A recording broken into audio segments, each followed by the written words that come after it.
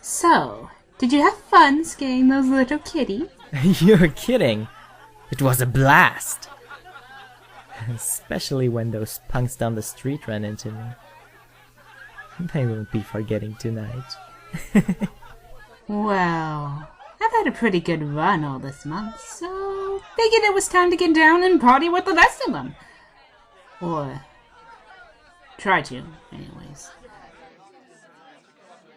Besides, unlike you, I've actually been getting ready for the after party. Hey! I've been getting ready too, you know. Oh yeah?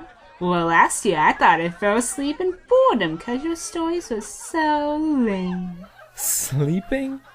Could have sworn that was you fainting of fright. Okay, big guy, let's see what you got. Alright. But you asked for it.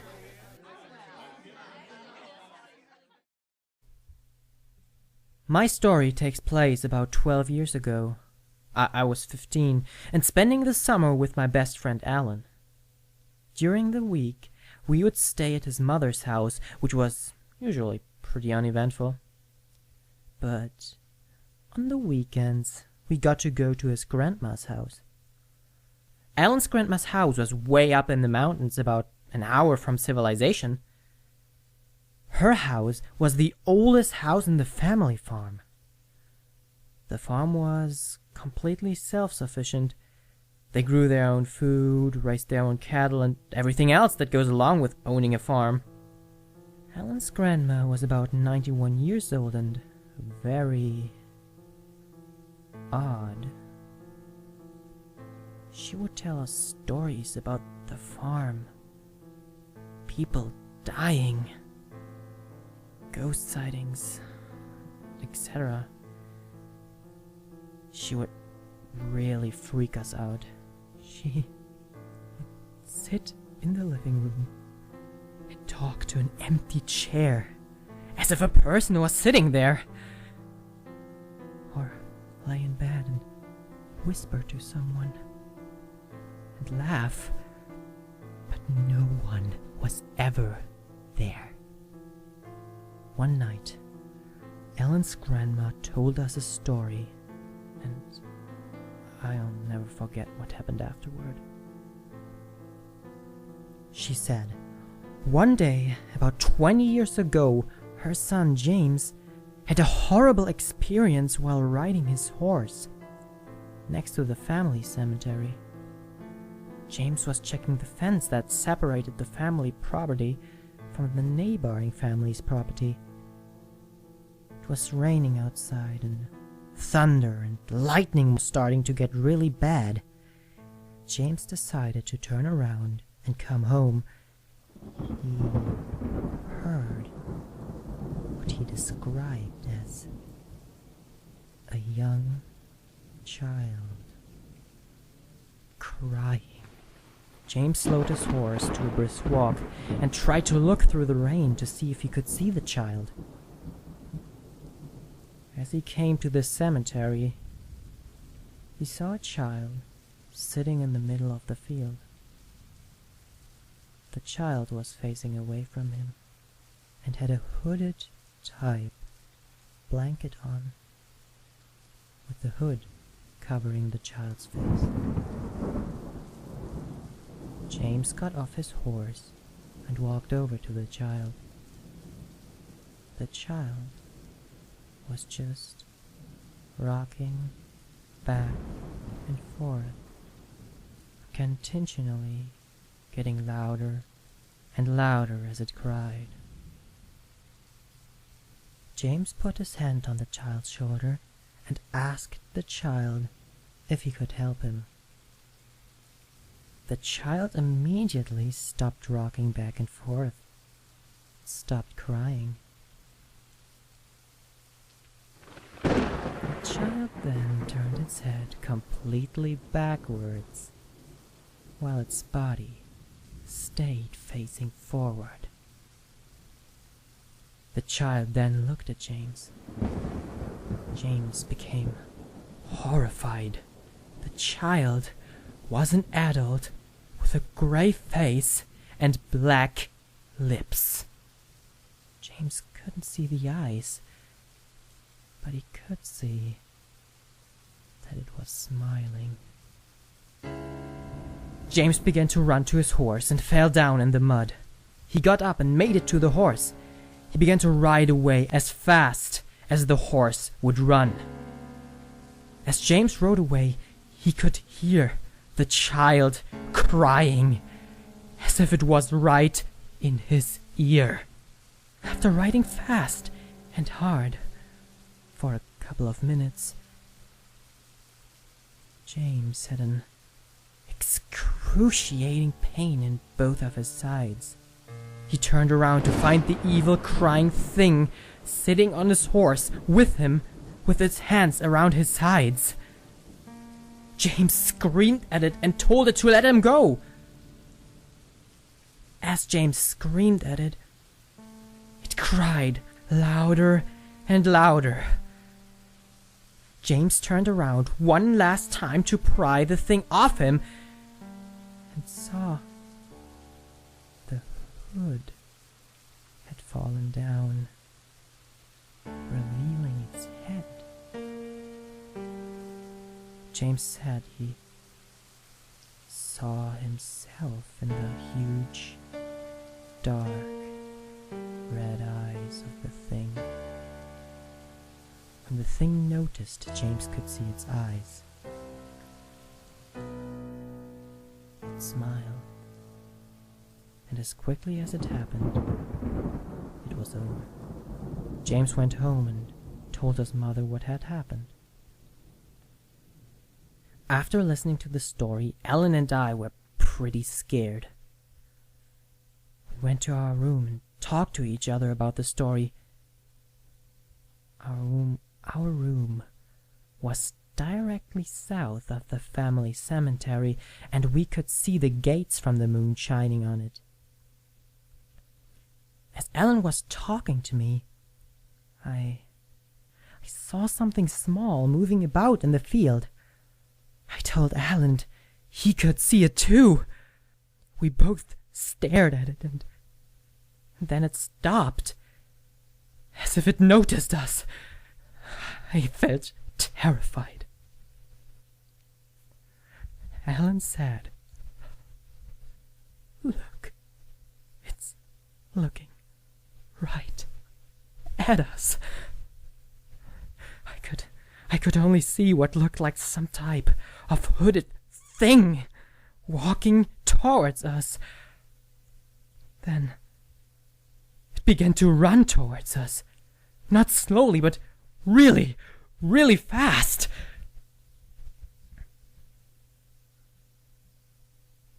All the while, it appeared like it was looking right at us.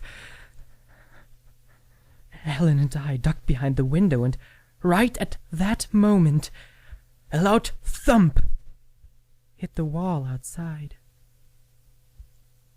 Then I heard what sounded like a child crying. I ran as fast as I could to the living room of the house. Ellen was right behind me. As I got to the living room and turned the lights on, I saw that Alan had been so scared, he actually peed in his pants. I don't know what we saw, and I don't know why we saw it. We told Alan's grandmother next day, and she said it was a demon that had followed her around since she was little, and pops up from time to time when she tells that story. The scary part was, she said it so matter of fact, like if what she had just said was completely normal. Ellen and I have told this story many, many times. Some people believe me, some don't. I don't care whether people believe it or not. I tell this story because I have never heard a story like it or had any experience like it since. stopped trying to make sense of it. 'Cause that just freaks me out more.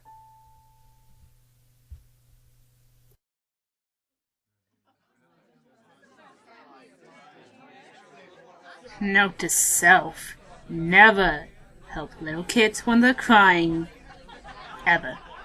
Yeah. Well, even if they aren't demons, they're still little monsters to deal with. Yeah, ain't that the truth? Though, that's not too bad of a way to start things off. Not bad? Please. That was an awesome way to kick things off. Besides, you've been pretty cocky all night.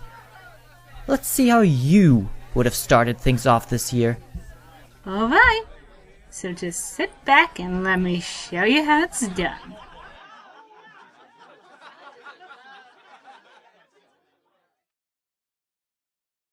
I've been to North Germany, more specific a place called Kuhushen. It actually exists, look it up. The last 8 or so years. So it came as no surprise that I went there again in summer 2010. At this time I was 15 years old and really didn't want to go alone. So my parents allowed me to bring a friend along, which I happily did. I always was that kind of person everybody knew, but nobody really noticed me. For example, in school, everyone knew me. Back in the days, there was that website going around where you would share gossip about your fellow schoolmates anonymously. However, I never discovered anything about me. I didn't get too much attention, neither positive nor negative. But don't get me wrong, I did have friends. Personally, I always found it more important to be around few people you can trust than many that you can't. Many years later, it showed that I was right. And even fewer of my old friends, or what I think are my friends, are left. But that's another story for another day. I choose who I, at the time, thought was my best friend. He and I had a long history together, starting at the age of 3. I trusted him, and he trusted me. The apartment was a regular vacations house. It had a small TV, a bathroom, a shower, you know, the regular stuff. It had a kitchen, which was also the entrance to the house. 3 bedrooms, one with a double bed, and one with 2 separate beds, and one with 1 bed. When we arrived about 4 hours later, that's about the time it takes to get there from Berlin, my parents asked us which room we wanted. Doesn't really matter, I said, shrugging. Well, it would be cool to share one room, he said. After all, we chose to go on a vacation together. I thought this was a reasonable answer, and agreed to sleep in the same room. In the one with the separate beds, of course. Let me describe this room a little more. There were 2 beds, with barely enough room for a drawer, with a lamp on top of it, so we would be 1 meter away from each other at a maximum while sleeping. We didn't mind. After all, we did sleep over at each other's houses lots of times. So we packed out and went to the beach. The first few nights were pretty normal, but then at the 3rd night, I remember the first strange things happening. Something felt different. I brushed it away, and we talked until it was about 1:30 a.m., and we decided to finally go to sleep. For some reason, I couldn't go to sleep. Something was keeping me awake, but I couldn't quite put my finger on it. When I turned to see if my friend, let's call him Tom, was still awake, I noticed a weird position of his body.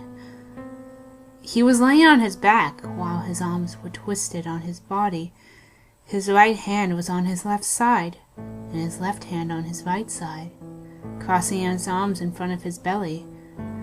Something wasn't right with his face, but I couldn't make out anything else through the dim light of my mobile phone. And then suddenly he started talking. Not like he was awake or anything, but as if he couldn't control it. As if someone else was talking. You may think that he was sleep-talking. Believe me, I wish I could think that.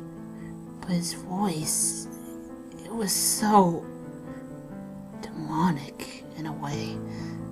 It couldn't have been his voice. To this day, I don't know what he said.